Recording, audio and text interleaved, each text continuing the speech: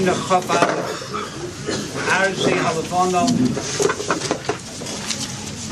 on page 74 in the small Kinnos.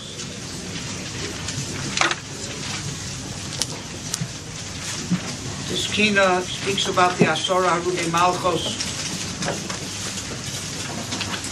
Speak about the Kedushah inherent in Nachmi Torah, in Manhigei Torah. What's the purpose of a leader? By the Egel, Klal Yisrael described Moshe Rabbeinu's job description. He thought he was God. They came to Aaron, they said, Kum Aseilonu Elohim, make us a power, Asher Yelchu Lefonenu, go in front of us. When Moshe Rabbeinu described his own job description, he described it differently. When he asked for a leader to replace him before he died, he said, Yifkod Hashem Elokei Aruchos Ishal Ho'eda Asher Yitzy Lifneihem V'Asher Yovo Lifneihem V'Asher Yotzieim V'Asher Yivyeim. Two different, completely different functions. Klal Yisrael thought the leader's a power who goes before them, who does it for them. Moshe Rabbeinu understood his job wasn't to do it for them, but to teach them how to do it, either by example, or if they didn't get the message and the example, then Asher Yotzieim Asher Yivyeim, the Koach.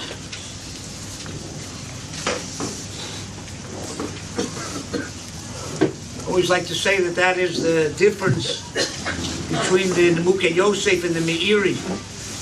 On the Gemara, whoever has a chola b'soch beiso yelech etzel chacham v'yivakesh el abracham. You have a chola in the home, go to a chacham and he'll daven for you. So says in Nemukei Yosef. Go to the chacham will daven for you.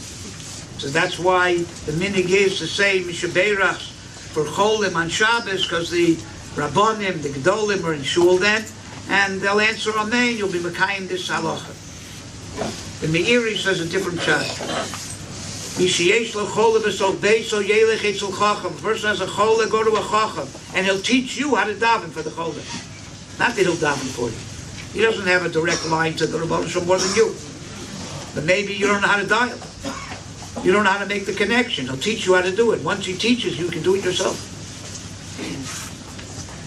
Medrash says that when Moshe Rabbeinu told the Rebbeinu Shalom, Yifkod Hashem Elokei Aruchos, appoint them a leader, the Rebbeinu Shalom answered, Ache titzavuni al bonai, before you tell me what to do with my children, titzavu bonai alai, tell my children what to do to me. It's a marshal. There was a queen that was dying. She called her husband, the king, to her bedside. And she said, please, take care of our children after I'm gone. The king said, before you tell me to take care of our children, why don't you tell our children to respect me? It's the meaning of the Medrash. So too, the Rebbeinu Shalom told Moshe Rabbeinu, before you tell me to appoint a leader for the people, tell them to bring karbanos Musaf, tell them to respect me, and then I'll take care of them. Now the idea is that a leader is only as effective as people want him to be.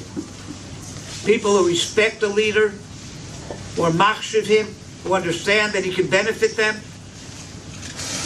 who respect him, they can gain from him. Since the purpose of the leader is not to do it for you, but to teach you how to do it, you have to be willing to learn.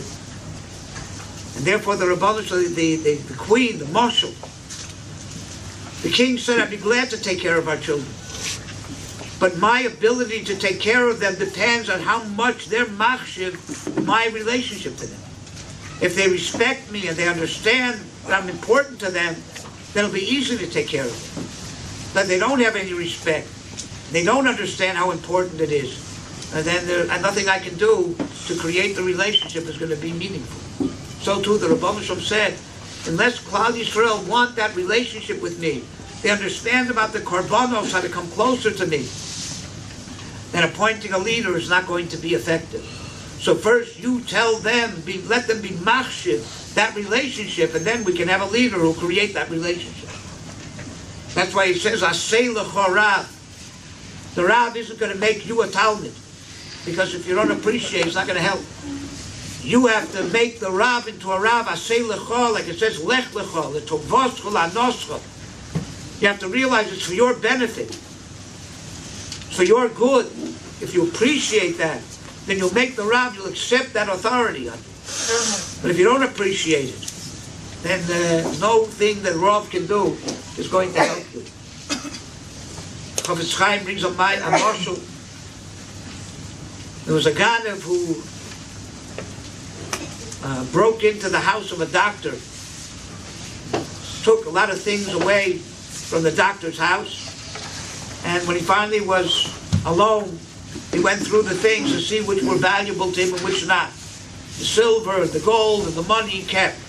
But a lot of things were just useless drugs. He threw them into the river. A few days later, the Ganev's son became deathly ill. He came to the doctor to beg him to heal his son. The doctor said, I'd love to heal your son, but all the medicines that I need to heal him, you threw in the river. So too says the Chofetz Chaim. People have children going off the derech. They come to Rabbonim and beg, save my children. Rabbonim say, if you had taught your children to respect Rabbonim, then maybe there's something I could do. But all you did was speak against the Rav behind the Rav's back. All you did was degrade him, not donim lekafschus. Right? So your children grew up having disrespect for Rabbonim. So what do you expect the Rav to do now to help your children get back on the derech? You threw away the medicine. How is it possible for me now to treat your children? So says the Chofetz Chaim. What's Das Torah? Following Gedolim, Rabbonim, each one on their level. Das Torah, Chazal say that Das Balabatim is hepach midas HaTorah.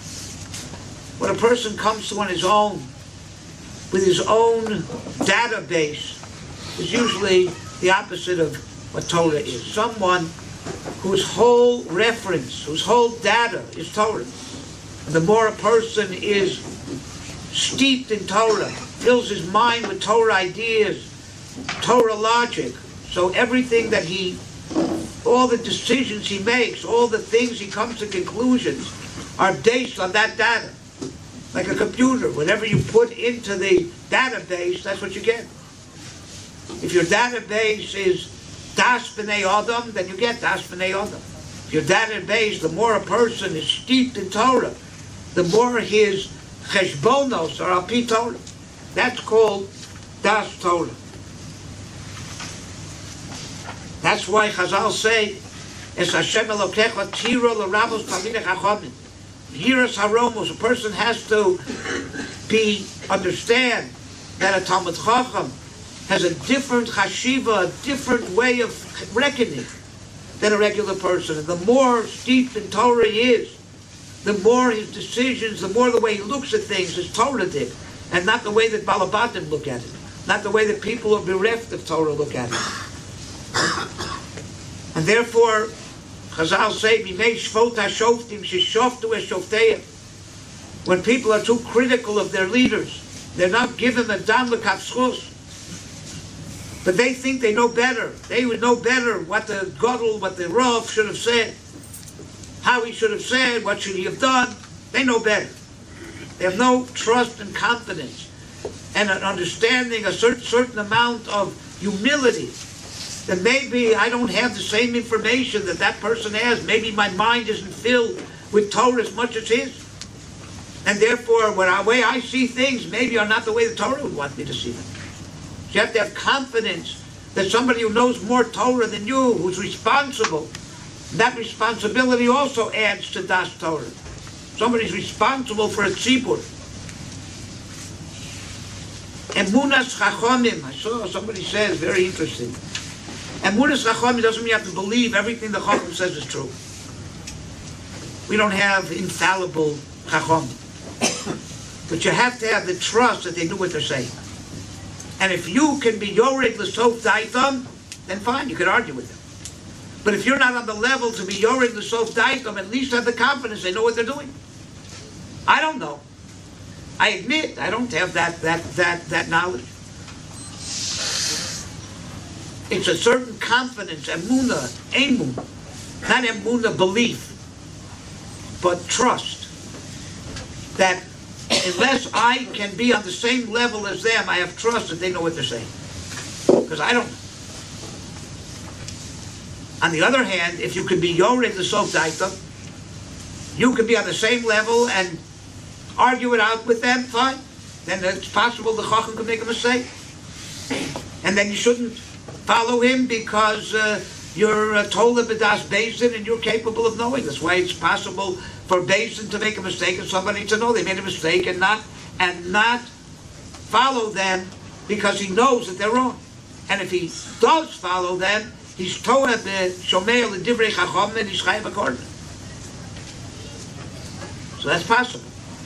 And therefore, we have to makabel the das of Tanoim, Amoroim, because the Amoroim and makabel themselves, they can never be yored, the sof daitam, so the Tanoim. So they have to have the confidence. They could never come to that madrega. After the Amoroim, nobody can come to the madrega anymore. You can't be yored, the sof daitam, you have to have trust in them. You have to have confidence in them. And so too, on every madrega, a person has to have confidence in someone that he knows he can't be yored the sof daitam. He's not in that madrega.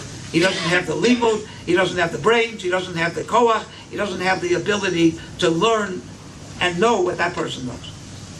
That's emunah chacham. That's das Torah.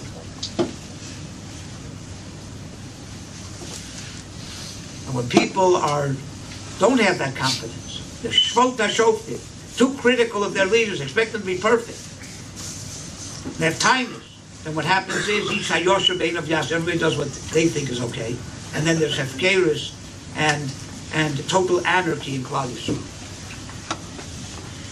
So a word from Hutner. One day Rabbi Kaufman was walking on Rav Hutner's left when he noticed that the sidewalk ahead narrowed as part of a building jutted outward. For a moment, Rabbi Kaufman moved behind the Rosh Yeshiva.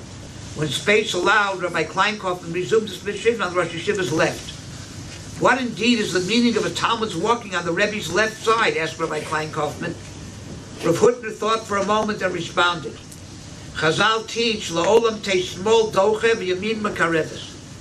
A person should always pull closer with the right and push away with the left. Any Talmud can accept the yamin makareves.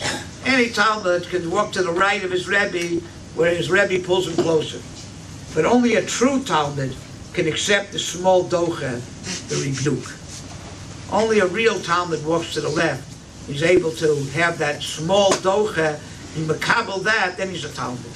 If not, then he thinks he's equal to his Rebbe, he's looking only for the kiruv, but if the Rebbe has what to tell him, right, give him musar, give him tochacha, or whatever, push him away, he's not interested. He's not on the left of the Rebbe, only on the right. That's not a Talmud. I was thinking there's a Raya Brura from this week's Sedra that emunah chachamim doesn't mean that you have to accept blindly whatever a chacham says. You can reason, you can argue, but if you know that you can't be yored the sof daitam, you have to have confidence he knows what's better than you. That's all. By Matan Torah it says, Nasa v'nishma. In this week's Sedra it says, we want to hear from the Rabbanu Shalom. You hear from the Rabbanu Shalom and you tell us. And it says, and when you'll tell us, right, the Avo Atah Tedaber Eleinu v'nishma v'naseh. When you're hearing it from Moshe Rabbeinu, there the nishma comes before the naseh. When you're hearing it from the Rabbanu Shalom, then the naseh comes before the nishma. With the Rabbanu Shalom, you can never be yored the sof daitam. There's nothing to talk about. By a chacham, you have to listen and hear and try to be yored the sof daitam. If you can even argue with him. But if you know you're not capable, then the nishma, then you have to accept. That's called das Torah. That's called emunah chachamim. And even when the chacham, who's responsible, makes a mistake, Sometimes that's also Ratzon Hashem. Once had a Maisa in Miami. Somebody from a certain youth group, let's mention the name, was speaking to the youth in my Kehillah, and he said that during the Holocaust, where many of the Rabbonim and Gedolim didn't tell people to leave Europe and go to Eretz Yisrael, so they made a big mistake. And he told the story. He said he was in Eretz Yisrael in the 1950s, and he was in a cab, and the cab driver told him that he's the only one left of his whole family, because his family went to the Rav of the city to find out if they should leave Germany or not, and the Rav told him to stay there. Eretz Yisrael's not such a great place, Ruchnius-wise at that time for sure, and they weren't strong enough to be able to exist in that environment, and therefore he suggested they stay where they are. Because they stayed where they are, they all were killed in the Holocaust. Except he was a teenager, he ran away from home, he made Aliyah to Eretz Yisrael, and he's the only one of the family that is left.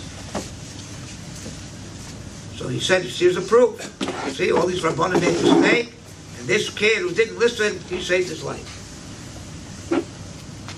That cab driver, he said, however, was not from at all. Gave up everything. Not because his family was killed, because he came to Eretz Yisrael and he blended into the secular atmosphere here. So what was the lesson? That the Rav was wrong. I don't know if that's a lesson. No, it's hard to hear. But who was benefit over here? Yeah, the family was killed. They died. But they died on Kiddush Hashem. They died through. The cab driver lived. But he gave up everything. So who really was better off? I don't know. I have an idea. But I'm not going to say it favorite. So the rabbi made a mistake? I don't think so. The rabbi didn't make any mistake. And even if he did make a mistake, that was Ratzon Hashem. Says that after the Churban, the Gemara discussed whether Rabbi Yochanan ben Zakkai made a mistake or not by asking for the three things he asked for, and not that they should give him another chance and not destroy the Beis HaMikdash.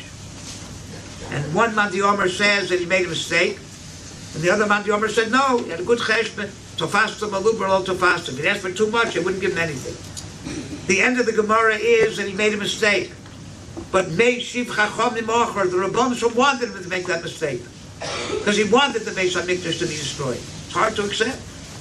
But sometimes that's what the Rabbanim wants. And therefore, Enochanami, the Gadol has to say what's right. But what's right in that situation, what the Rabbanim wants is right. And the Rabbanim made him say what he said. In our minds, a mistake. But it wasn't a mistake, because that was Ratzon Hashem. So even when the Gadol seemingly, according to our cheshbonos, made a mistake, but maybe that's what the Rabbanim wanted. So Emunas Chachamim and Das Torah is a very, very important thing. And therefore a person has to, again, accept authority, accept the fact that maybe there are people who know more Torah than he knows, who are more responsible for people than he's responsible, and responsibility also adds a person's siyata d'shmaya. And if you're machnia yourself to a Rav, to Gedolei Yisrael, then there's hope for Klal Yisrael. And if not, then there's anarchy, there's no hope at all. And where there are Gedolim who argue, so nobody asks you to put your head between them.